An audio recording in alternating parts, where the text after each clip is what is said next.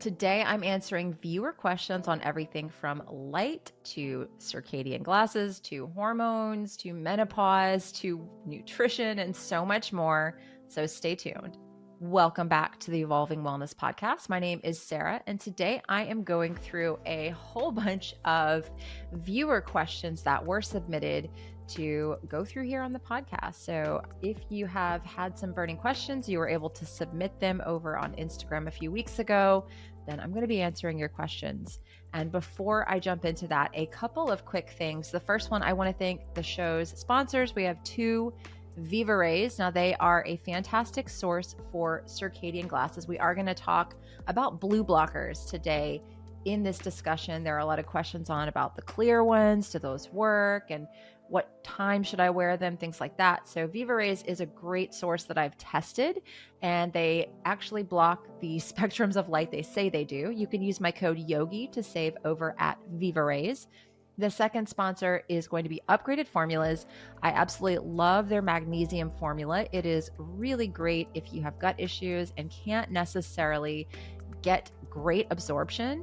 This bypasses the gut with their nanoparticle technology. So check them out. Use my code YOGI12 or YOGI if you've used that one before. They also have a hair tissue mineral analysis.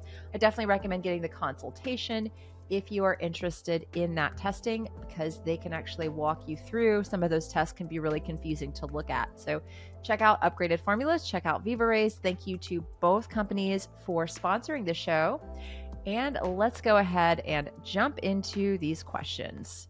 So the first question is, what are the 3 best tips to lose weight? Now, there's a lot of information about weight loss out there and a lot of confusing stuff as well. I struggle with this for years. In my 30s and my 20s, pretty much my whole life, I struggled with weight loss. I've done Weight Watchers, I've done Jenny Craig, I've done you name it, the Master Cleanse diet, the cabbage soup diet. Oh my goodness, we could just be here all day talking about what to do to lose weight. And honestly, the biggest tip that I have with weight loss is to look at your lifestyle as a whole. Look at the signals that you are sending your body and support yourself that way before you even make dietary changes. And I know this is like dramatically different from the way I used to talk. I would always say, cut this, cut that, go to this diet, get this diet plan. But on the whole, I see a lot of people that have issues with adherence if you just go straight to a really strict diet. So what I really like to do is to get people blocking blue light at night. So when you are not sleeping well, this is plain and simple. I'm not even going to get super scientific with this, but when your body's not making enough melatonin at night, you cannot have regulated hunger hormones to begin with. Leptin, which is the hormone I talk about quite a bit, cannot dock to the brain to give that download of energy information if you're not sleeping well. Right. And so that way, the next day, you're going to wake up, your energy regulation is going to be off. You're going to be more hungry. You're not going to move around as much because there's going to be a confusion on the body. So my first biggest tip is really, you've got to get your sleep right. So I think that you've got to start blocking blue light after sunset. The second thing is really working on your morning circadian signaling. Again, you make melatonin. The pineal melatonin is actually synthesized in morning sunlight. So that is that UVA window right after sunrise. So I think everyone should try to get out for a little bit of sunrise, but the more time you can maximize out in UVA is where your body is really going to make serotonin, which is recycled into that night's melatonin. And getting those things on track, right? Just those sleep-wake cycles, and also spending time out in the UVA. UVA is where we also make something that's called alpha MSH, which regulates your appetite. And that is made on the eyes when your eyes or your skin are exposed to UVA light. So you can make that all day. We have UVA light pretty much all day long. So if you're somebody who struggles with overeating, with your appetite regulation, UVA light is actually a wonderful adaptogen that can help you with appetite regulation. So that's my first tip for someone who wants to lose weight. And I know, again, it goes against all of the diet and exercise kind of advice out there, but get your light right is number one. Then number two, I would work on eating breakfast. You've got to stabilize your blood sugar in the morning because it sets up your entire day to either have blood sugar swings, energy crashes. So if you're having like a bagel for breakfast or cereal for breakfast, or, don't tell all the health influencers oatmeal for breakfast. I don't think oatmeal is the devil, but I just don't think it's a great breakfast choice. Even if you pair it with other things, I still see it can create a lot of blood sugar issues for people, even if it's paired with protein. So I really like a nice breakfast with protein and fat, some chicken sausages, some smoked salmon and cream cheese, just something that's really going to stabilize your blood sugar so that you have good, clean energy through the day. Wait until after your breakfast to have your coffee, and then work on. So that's a second tip, is really get consistent with the breakfast. Get consistent with your light first. Spend time outside as much as you can. Tip number 2 would be consistent with your breakfast. Tip number 3, get rid of the processed foods. There's another question here that says, what do you think about sprouted grains like Ezekiel bread? I'm going to tell you, if you are leptin resistant and you're trying to lose weight, to eliminate those things for now. You can always regain leptin sensitivity and add things like sprouted grains, Ezekiel bread, those types of things back into your diet and see how your body does. But if weight loss is your goal, if you are leptin resistant, because of the way that carbohydrates and glucose in general interact with leptin, they actually can create interference between leptin and the brain and that docking, then I would not do that. I would not have those foods. So those are the biggest 3 things that people can do that are pretty simple to do. So you're just eating whole, bioavailable protein. You can eat roasted vegetables. I wouldn't go super high on the fruit. I would, again, bring the fruits down. I'm not going to say you have to completely eliminate them. But those are the biggest things I would do if I was trying to get started on a weight loss journey. I don't like people to just go from eating like a standard American diet or Australian diet, wherever you are listening. If you're eating a fast food diet, if you're eating a lot of processed foods, and you literally just take those things out, you take out the grains, you stick to bioavailable protein, your eggs, your meat, wild seafood, right? You fill in with like roasted vegetables. You can even eat some low sugar fruits if you want. You're not going from like 1,000 carbs down to 0. A lot of people are going to start losing weight with that change, right? And then as you go, if you have a lot of weight to lose, you can pull those things out as a lever. But it's not necessary to go from 100 down to 0 for a lot of people.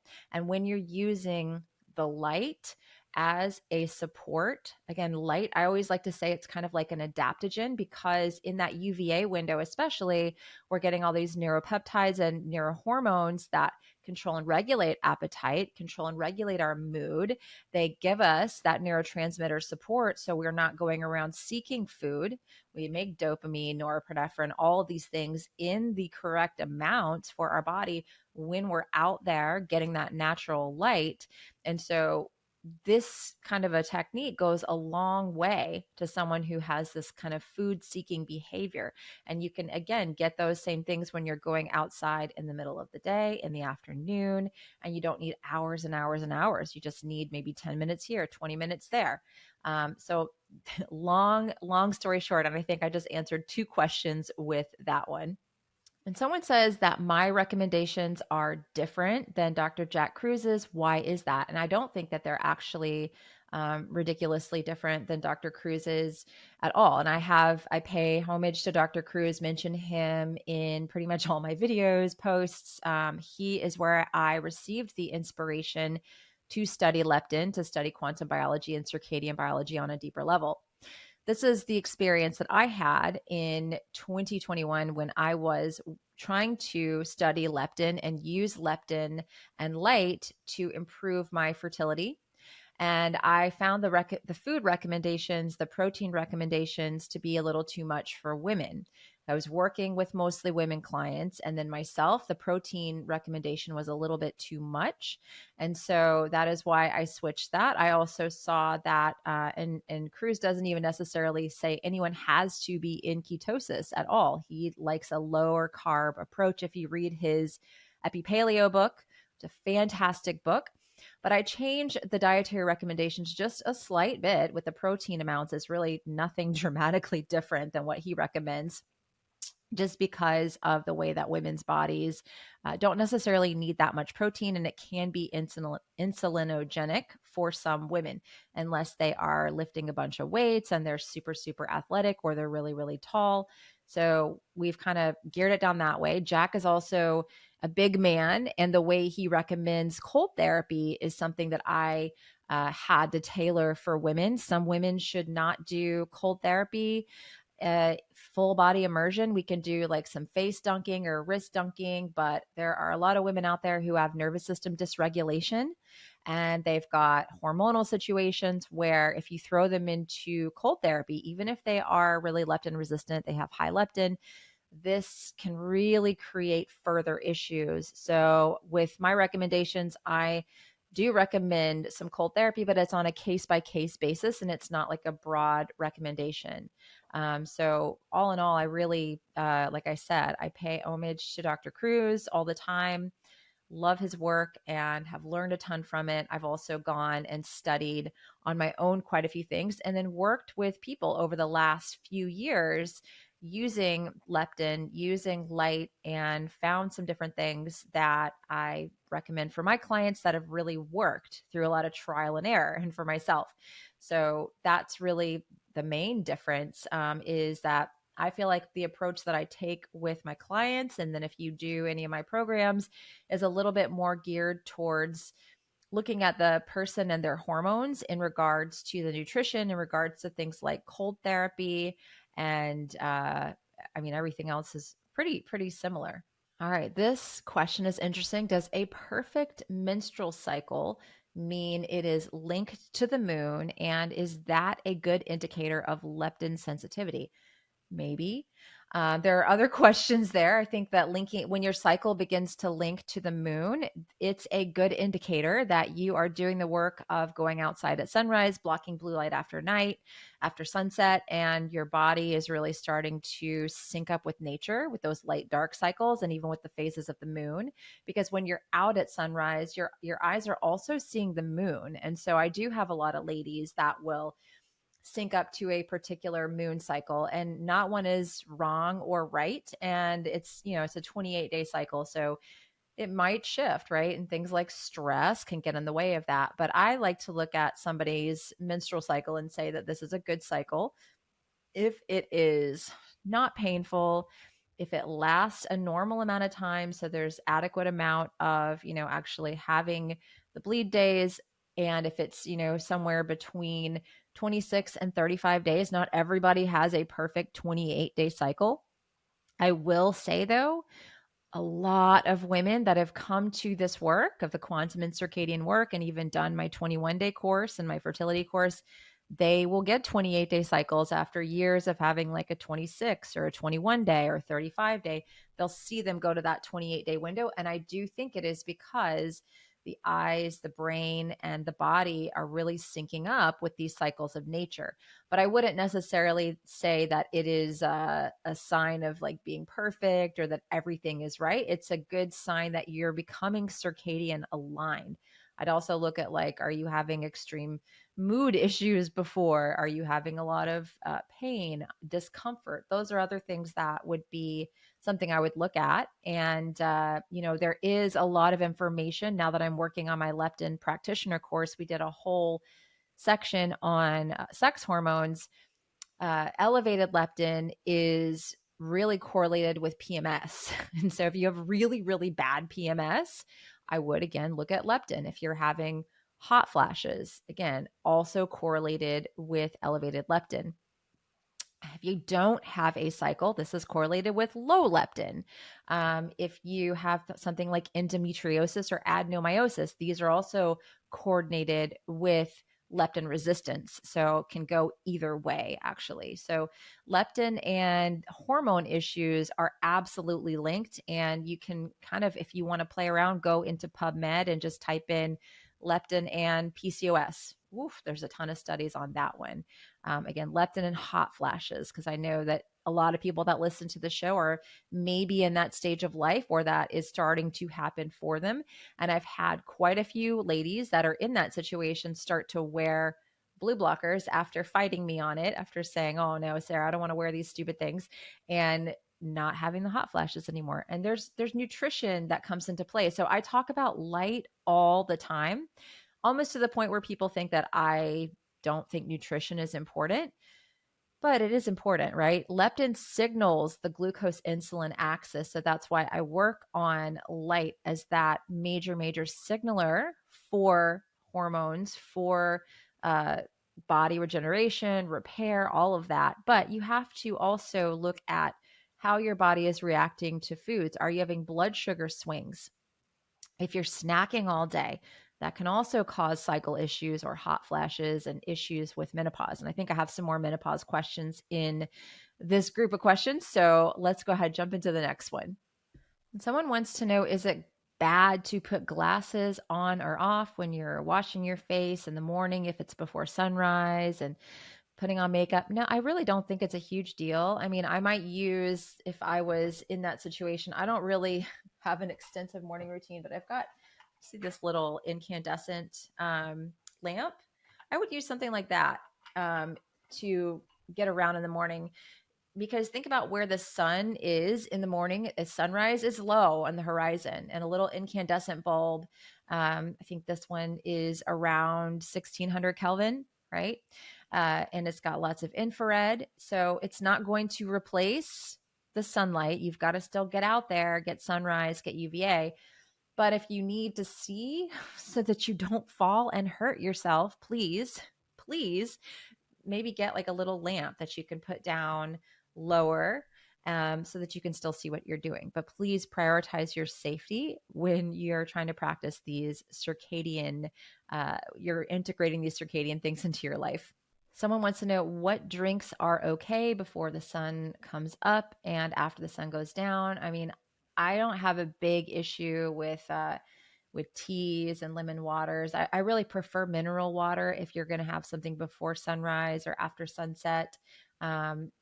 A warm drink is going to kind of maybe bring your core temperature down a little bit. So I would wait until after sunrise still and after breakfast before doing a nice warm beverage, but I'm not against it, right? So if you want to bring a nice cup of something warm with you, nice warm lemon water outside for sunrise, cool. But ideally you want to have just mineral water before sunrise or after sunset, because if the body recognizes it as food, as calories, it's going to phase shift your waking time. So food is a Zeitgeber, and a lot of drinks, if they have calories in them, right? If they are calorically based, then that can also be that other Zeitgeber, which is going to phase shift your waking time. With blue blockers on and your phone screen on red, is it still bad to look at it before the sun is up? I mean, people have kids, they have jobs, they have things that they have to occasionally see what time it is. I know my good friend Carrie Bennett, like she's got 3 kids, so she has to check her phone when she wakes up a lot of days, because there might be something that happened with the kid's school, or something that she needs to know about for the day. So I don't think it is the worst thing in the world. You're wearing your blue blockers and the phone screen is on red, but here's the slippery slope.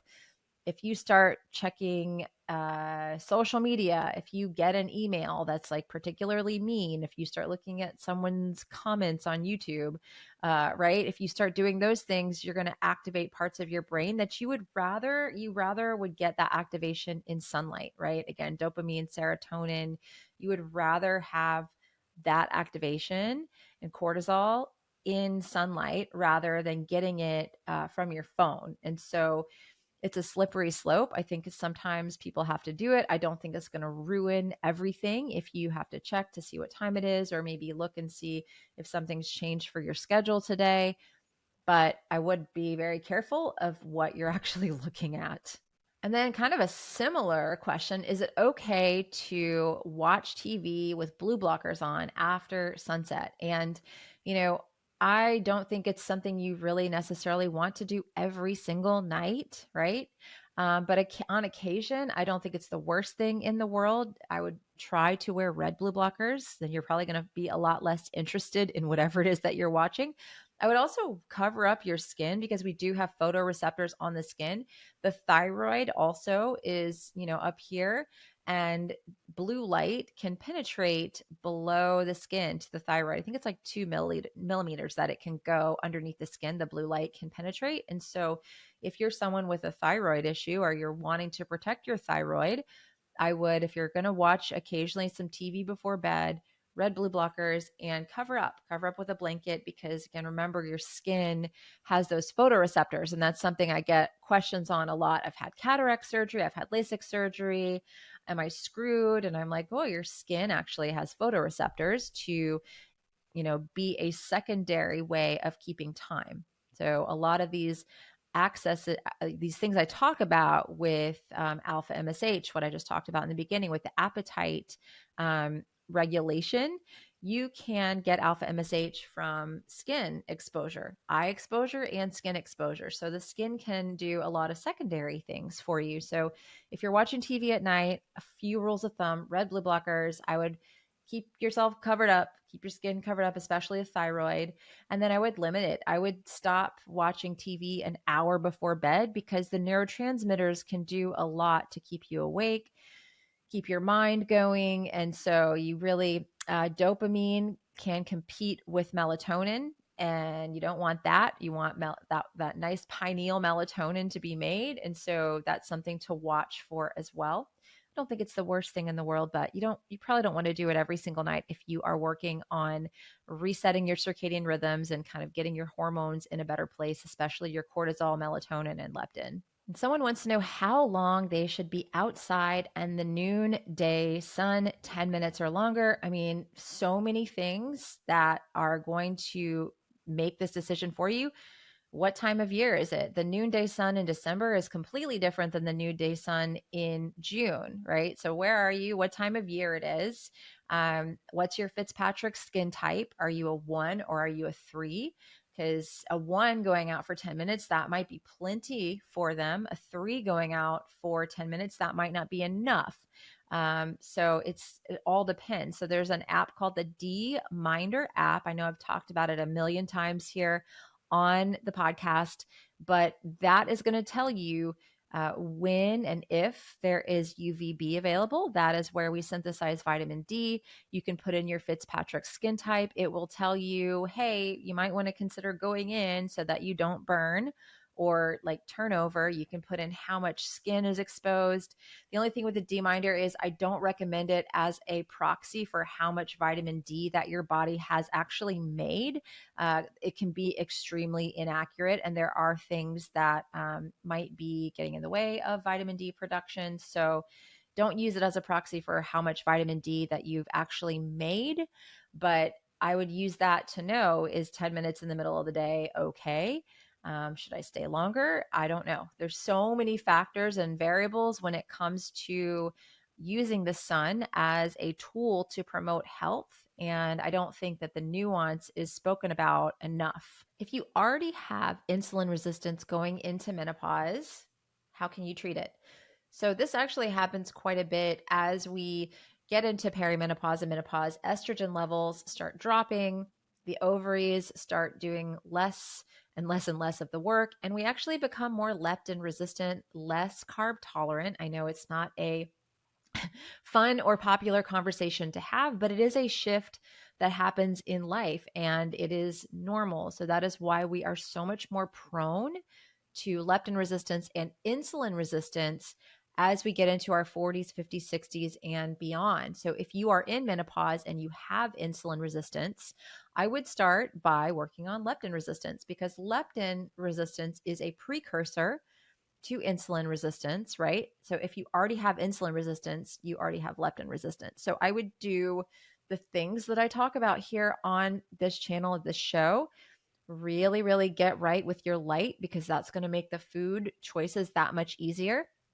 You really need to work on stabilizing your blood sugar. So, looking at what your body is doing in response to food. Some people might be able to eat a specific food and their blood sugar is all right with it. Some people not so much. I would also get a fasting insulin, a fasting leptin, because you might be okay on a blood sugar meter, but you might have a high insulin level, which then again, I'm going to tell you we need to dial back a lot of those higher glycemic foods. Definitely eliminate the grains, definitely eliminate any of the processed foods, and then slowly bring those things down and really work on getting blood sugar stabilized, getting your light right, especially blocking blue light after sunset. The studies on blue light at night and diabetes and insulin resistance and all these metabolic disorders are vast. There are tons of them. And again, we're just more prone to it as we have those hormonal shifts. I know going into my 45th year here that I cannot eat the same things I did in my 20s. I don't want to eat the same things I did in my 20s. I'm not going to feel as well.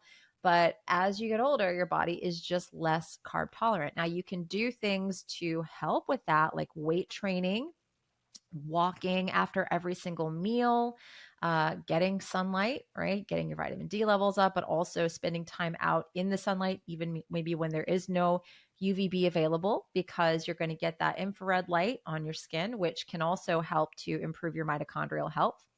So there's a lot of things that you can do if you are insulin resistant already to reverse that. It is something that is reversible, but it will take time. It will take effort. And you may want to get some outside help if you are not seeing success on your own. Someone wants to know if clear blue blockers are as effective as the yellow, red, and orange. The answer is no. And there were some really clickbaity things in the media over the last few months about how blue blockers were a scam and they didn't work.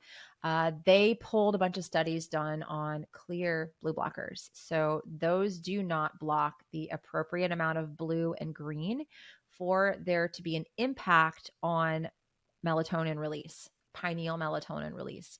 If you really want to protect your eyes from those blue and green wavelengths to keep your circadian rhythms intact, you're going to want to get a yellow pair for the day, your orange pair for after sunset, red pair right before bed. Now, if that's just too much, then during the day, just try to do your best to control your light exposure, go outside, take a lot of light breaks. Get Iris software for your computer to kind of dim down the screen. You can turn your phone screen red. You can open a window, turn off the overhead lights. But the red after sunset are really important, or orange. So orange, I use my orange really only in the fall when it starts to get dark at like 5 p.m. here. I'll flip the orange on so I can see what I'm doing walking around the house. I'll either do orange or yellow. And then about an hour before bed, the red go on when I'm done doing things and I know I'm not going to bump into things and fall down the stairs. So if I had to just get one pair of blue blockers, I would just get a good pair of red. And the blue blockers I like today's sponsor is Viva Rays. I also like Raw Optics. My code over there is Sarah. I love their Nate lenses. They're very comfortable. There's also another brand called Spectra 479. I think all of these are also linked in my product guide as well. So you can get links to those. Coupon code over at Raw Optics is Sarah. I don't have one for Spectra 479 because they're on Amazon, but that's what I would do. But the clear blue blockers are just not going to adequately do what you need them to do. The same thing goes for blue blockers that they put into your contact lenses. I've seen a lot of people with those and people ask me like, are those okay? Again, they're not going to effectively block the blue and green to protect your circadian rhythms and again to allow your body to start making that pineal melatonin. So just word to the wise, I would just skip any sort of filters added to contact lenses and go straight for a pair of blue blockers. And they even have prescription blue blockers that you can get where you can send in your prescription and wear those. Someone wants to know, how does EMF impact your circadian rhythm, your hormones, your leptin, all of that, and really on a very basic, simple level? Non-native EMF dehydrates the water in your body. In Dr. Gerald Pollack's lab, it is about 15 to 20% is what he has shown.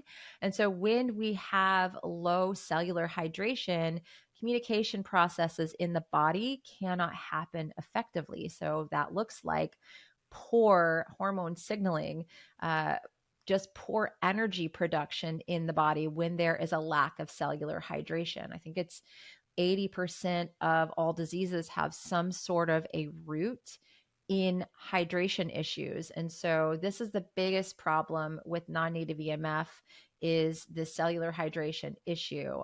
It goes far beyond that. I just did an episode with Nick Pinault where we talked about this and how Trevor Marshall has shown non-native EMF having an impact on the immune system. And so, yes, it is basically a form of light that you cannot see with your eyes. Like we can't see infrared.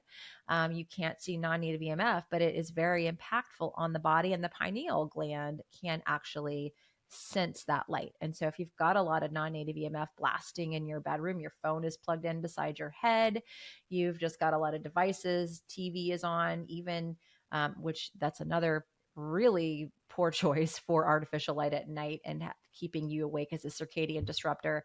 But just the non-native EMF from the TV could absolutely keep your body awake and keep you from going into repair, right? That's what we really want to think about is communication and repair. That's what our cells want to do. And for that, we need light, darkness, and we need cellular hydration. The job of the mitochondria, one of them really is to make deuterium depleted water that allows our body to kind of have this superhighway communication process. And so non-native EMF really disrupts that and can lead to a host of issues. Do EMF sticker blockers actually work for cell phones? I have found that they are kind of just a gimmick that I would not recommend that if you're trying to protect yourself from the non-native EMF in your phone, which is really one of the biggest offenders. I would not use a sticker and think I had some, sense of security by doing that. The best way to protect yourself from non-native EMF is distance. So always using your phone on speakerphone. Try to avoid using your phone if it's only got like one little bar. Distance. So keep your phone out of your bedroom at night. You can turn the ringer all the way up and still hear the phone if somebody calls. Because I know a lot of people freak out about that. Oh, I have to have my phone near me. Well, you can literally can put it out. These ringers are pretty darn loud. You can usually hear them outside of your room. So at least 6 feet away from your body if you can. I would never recommend putting a cell phone in my pocket.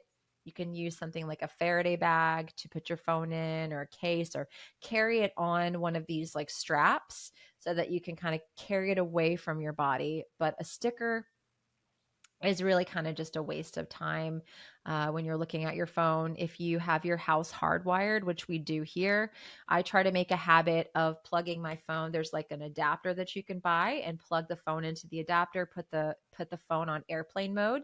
You're not gonna be able to make and receive calls, so that's something that you need to know.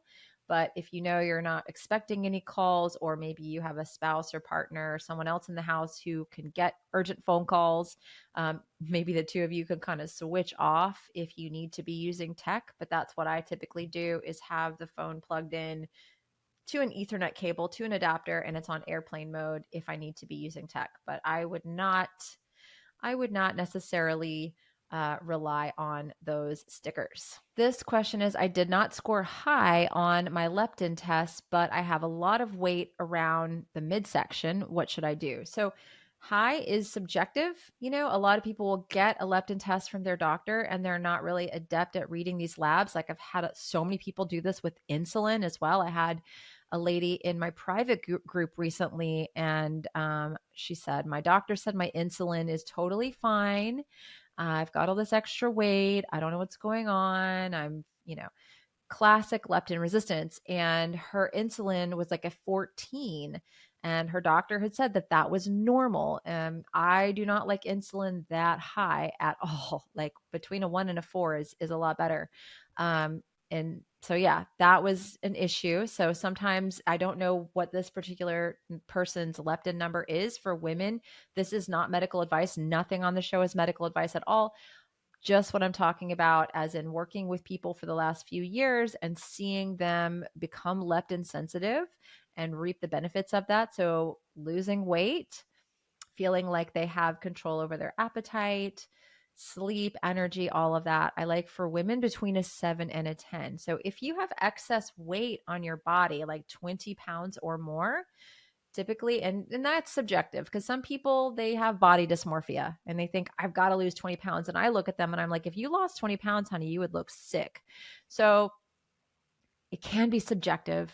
So you may actually look all right, right? But for you, if you have put on weight where that was not there before, it's weight in the midsection.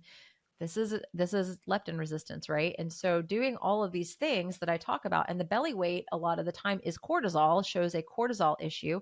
Cortisol and leptin have an inverse relationship. So if your cortisol is a mess, your leptin is also a mess. So I would be interested. I don't know the name of the person who sent this question in, but I'd be interested to see what a quote unquote normal level was. I would also run a 4-point salivary cortisol test to see what that looks like.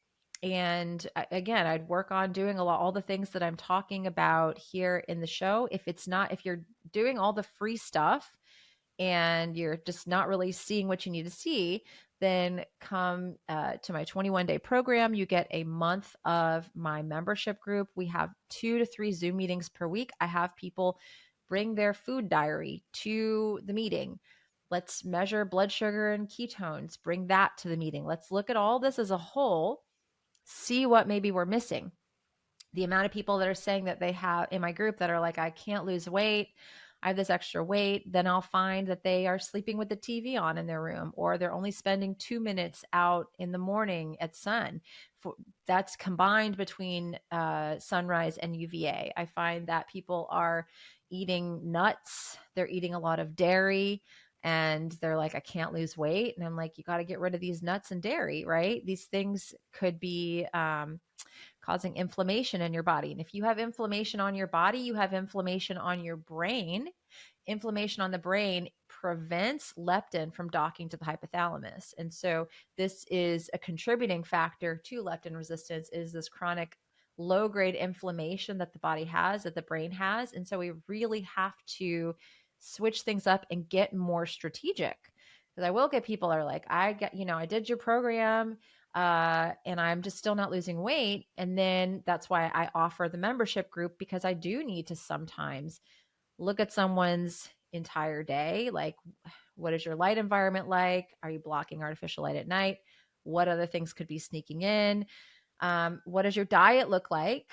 What foods are you eating? Because some people kind of can just put things in there that I don't necessarily recommend. What's your blood sugar doing? Do you have any ketones? Are you trying to be keto, but you have no ketones? There's so many different variables here when it comes to this issue of weight loss. And it's not always as cut and dry, especially as we get older. We have to really be more strategic, but it can be done, right? I see it being done on a daily basis, but that's why I have the membership group for people who really just kind of need more fine tuning. I can also recommend a couple of practitioners if you want to work one-on-one that see eye to eye with me on all of the things, leptin, quantum biology, and circadian biology. And someone wants me to share what I did to get pregnant in my 40s. So I've talked about this quite a bit on the channel, on the podcast, but essentially I learned about light and I learned about leptin. I was very strict with my circadian rhythms. I made sure I blocked artificial light after night, after sunset. I made sure to what I really wanted to maximize on, and I think that this is overlooked, is melatonin is a reproductive hormone. And so for me, I wanted to maximize during the day vitamin D because it was the summer, and then at night, melatonin. And so very, very strict about blocking blue light after sunset, not eating after sunset during the day, getting sun exposure on my body. You make subcellular melatonin in response to infrared light. So I was always getting a lot of sunlight on my skin to make that subcellular melatonin. It's an antioxidant that helps to clean up damage, clean up repair. And when someone's struggling with fertility, a lot of the standard fertility advice is take a bunch of CoQ10, maybe some NMN, take all these supplements, and you know, I just haven't seen a lot of women be very successful taking that sort of approach to fertility. Not to say that no, it hasn't worked for anyone. I'm just saying by the time people get to me, they've already tried all of these fertility supplements and protocols and they're lost. When you look at the research on leptin and fertility in particular, it is indicated in male infertility as well as in female infertility. So we had everything in my husband's tested, and she was like, wow, he's not the problem. And they really couldn't pinpoint any hormonal issues necessarily. They were like, well, this one's a little bit low. There's, no huge, crazy issues. So they were like, yeah, it's unexplained infertility, right? Which is a lot of people deal with that. And it was secondary because I had already had a child 14 years prior. So they're like, your age, da da da. So what was helpful for me again was really becoming circadian aligned. I noticed that was the biggest thing that helped me to regulate my cycles. I also still did some keto. I did some carnivore. I did some fasting. I mixed in carb cycling days, 1 to 2 days a week. I made sure that I came out of ketosis and I went back in easily. So my body, I worked on metabolic flexibility. And then the month or two before I got pregnant, I really didn't do a lot of fasting that was over 16 hours, like on purpose. I said, I just want to make sure my body is not really in any kind of stress mode. But I did do a 72-hour, a 48-hour. I did do some fasting in the months leading up to the couple of months where I stayed laid off of that. I did red light therapy on my abdomen, probably 15 minutes a day, 5 days a week. I also did cold plunging.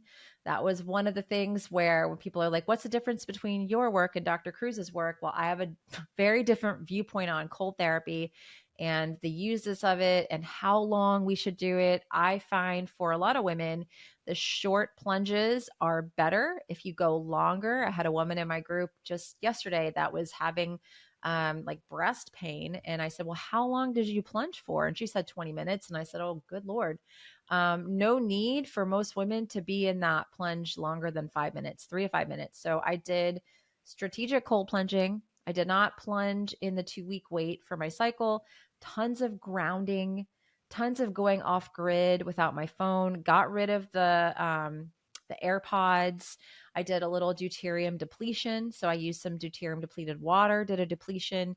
So it's so many things because I'll get people that message me and they're like, okay, I want to get pregnant. I want to do a deuterium depletion. And I'm like, if you're not circadian aligned, if your diet's not good, if your leptin is elevated, right? The expensive water is just going to be that. It's just going to be expensive water. And you're going to be frustrated because you spent all this money on water. You have to do all of these things together. So we're working on circadian rhythms, cellular hydration, which we get that through infrared exposure, grounding, sunlight on the skin. My vitamin D got up to 100 naturally with no supplements because I was laying out in the summer. What else? Getting rid of non-native EMF. I got rid of the iPod, headphones, any kind of fitness trackers, no phone in the bedroom, unplug the Wi-Fi at night. I did all of that. So my sleeping environment was really optimized for melatonin production at night. So I could have autophagy, apoptosis, right? So it was a lot of things. It wasn't just like I got some deuterium depleted water and bam. I started seeing the sunrise and bam. But all of those things together, I was able to, in about 6 weeks, lose 30 pounds, and I was not trying to lose weight.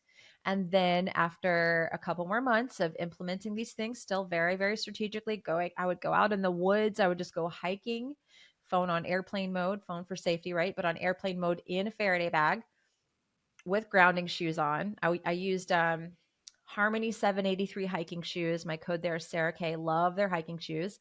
But I would do that as often as possible and my body was able to get pregnant, have a very healthy pregnancy, way easier pregnancy in my 40s than it was in my 20s.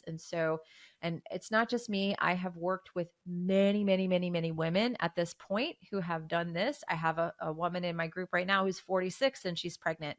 Have several women in my private group who are pregnant in their 40s. So it's not just one thing. I wish I could give you like a take this supplement protocol, but it's all of these things together, which is why I do my best to do things like this, like the podcasts that are free. But I also have things like courses if you want to dive deeper, if you want to just learn more about this stuff. Someone wants to know, if you get a lot of sun in the middle of the day, is the red light still beneficial? The red is actually richer at sunrise and sunset. You'll get a lot of infrared in the middle of the day, but not necessarily red. So if you want red, you want to go for sunrise or sunset. If you want a therapeutic dose to get a specific benefit, I would look at possibly getting a red light therapy panel and using one of those. EMR Tech is the one that I have used. That's the one I bought when I was struggling with fertility. I bought the Inferno back in 2021. I still have the one I bought in 2021 and use it on a regular basis. I think my code there is Sarah20 for 20% off. But if you're looking for red light, which is fantastic, has a lot of healing benefits, helps your body make collagen, then I would go for sunrise and sunset. Someone wants to know how far away to sit from the EMR red light therapy panel, the panel I just mentioned. I like 6 to 12 inches is usually plenty. So yeah, don't overthink it. And then someone says eating fat and the timing of it. So-and-so, I'm not going to mention who said this, says that the timing of eating the fat is everything for the metabolism. And I think that eating fat's important. We need fat for hormonal processes in the body, for the brain. It's important, but eat fat with your meals, right? Eat fat at every meal. Protein and fat at breakfast, enough so that your blood sugar is stabilized. Protein and fat at lunch. If you want to have the carbs last, right? But I don't know if this person's talking about a specific time of day. I am not sure about this question, but I know that every meal that I have usually has fat in it, unless I'm having a day where I might be eating a little bit more carbohydrate, then I'm going to pull the fat way back. Because that's a big mistake I see when people do want to try to do a little carb cycling, is they will keep the same amount of fat that they've already been eating. And then they add the carbs in. And they're like, I just gained like 6 pounds on my carb cycling day. I'm like, well, did you keep your fat exactly as it was when you were keto? Yeah. I'm like, well, that's why. It's not necessary. And the carbohydrates will cause your body to hold on to more water, especially if you're not used to eating them. So yeah. If you're going to try a carb cycling day, something I would do is eat it in the middle of the day, eat it at the end of your meal, and go for a walk afterwards. Consider using things like resistant starches to minimize a blood sugar impact. But I don't know if I answered the question about fat. I think you need fat at most meals and every day. Someone says menopause. I get sunlight. I use blue blockers, eat breakfast, but I still don't get normal sleep. What can I do? Again, I would love to see what your schedule looks like, how much sunlight you're getting, if there are any other sources of non-native EMF that could be disruptive, because again, those can disrupt hormones as well. But what I don't think was mentioned was, you said you eat breakfast, but what you're eating.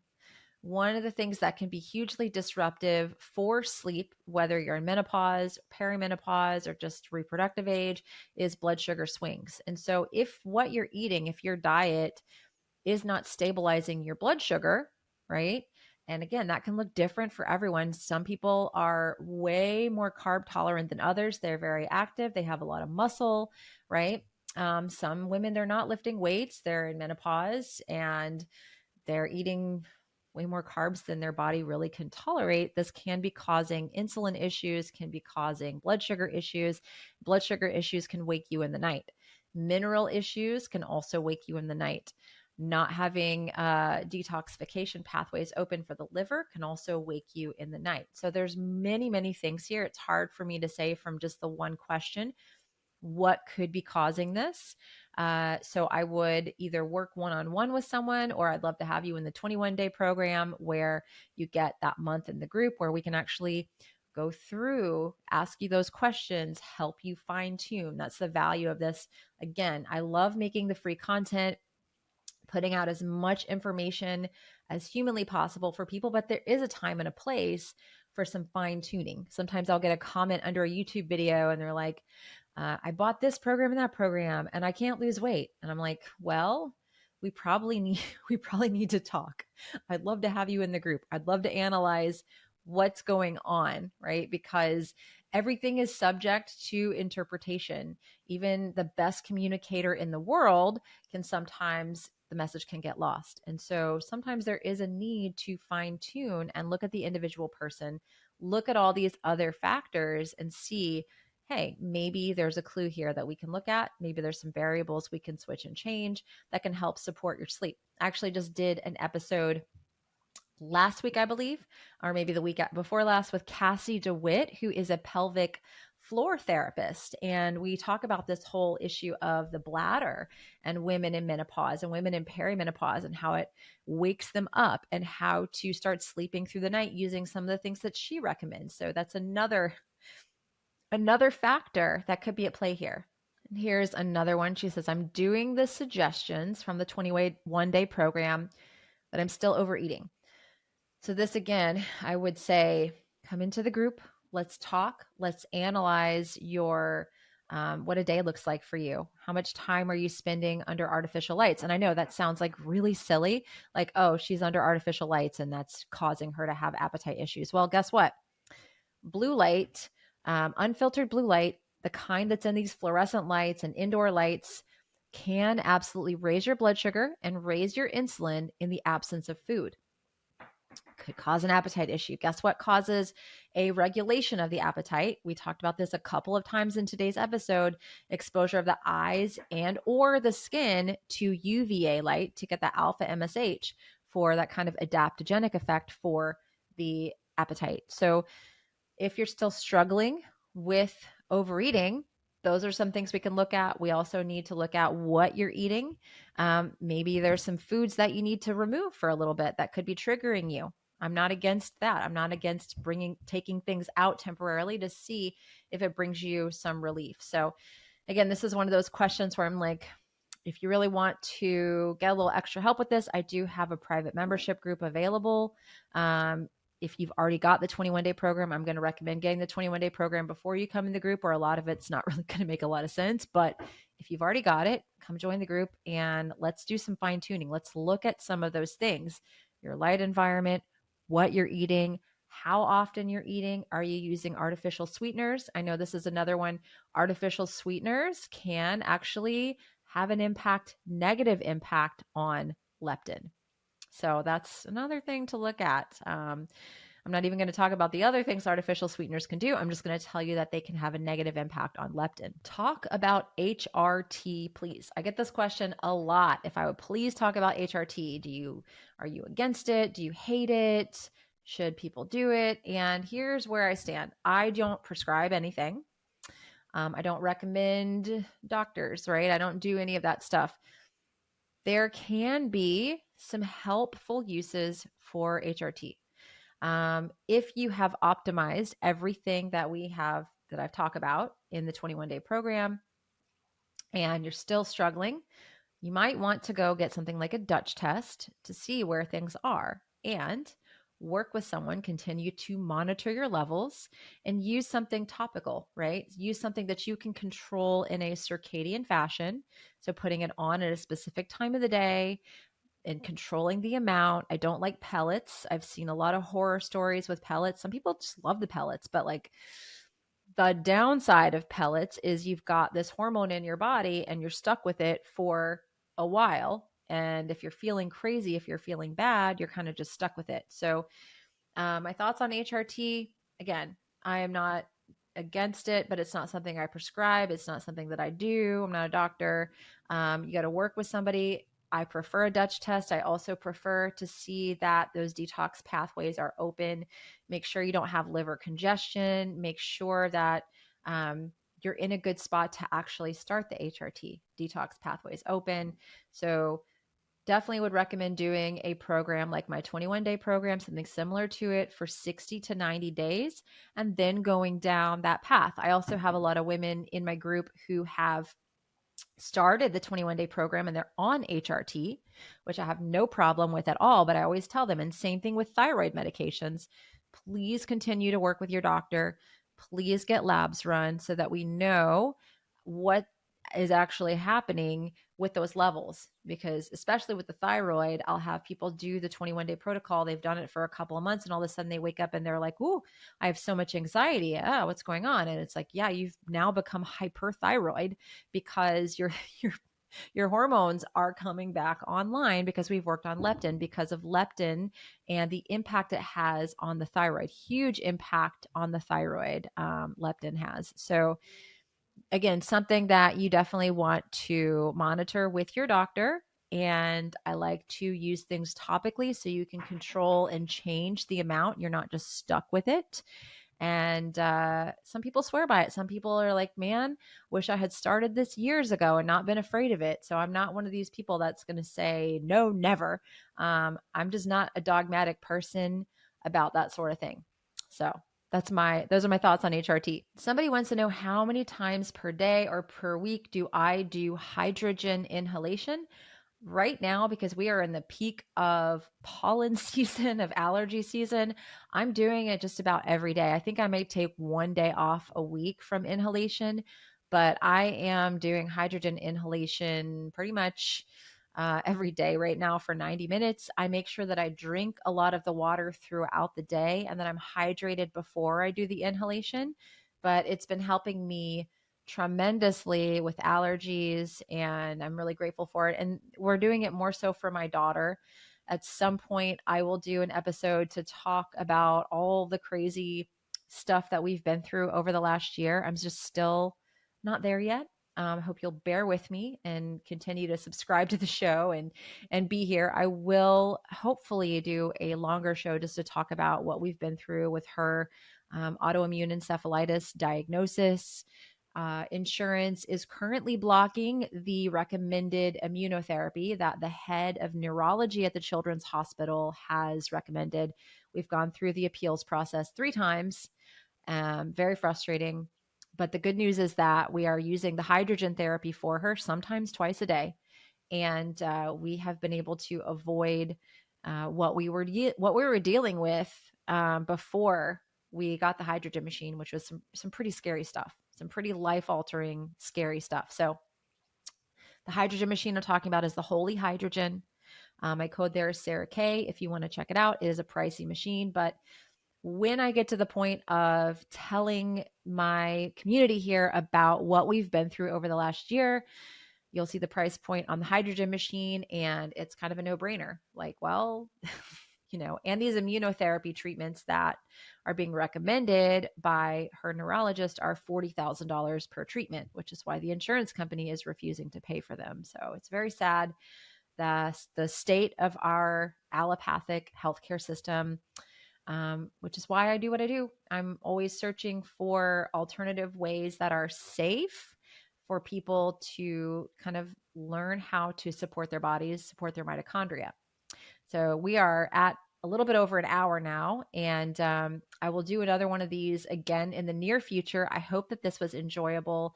I do again want to thank Viva Rays and Upgraded Formulas for sponsoring today's show. If you enjoyed it, please head on over to Apple or Spotify. Leave the show up to a 5-star review. If you're listening on YouTube, leave a comment, leave us a like. And I hope you're enjoying the new upgraded video equipment. If you are, let me know in the comments. And I hope you have a beautiful rest of your day. We will do this again soon.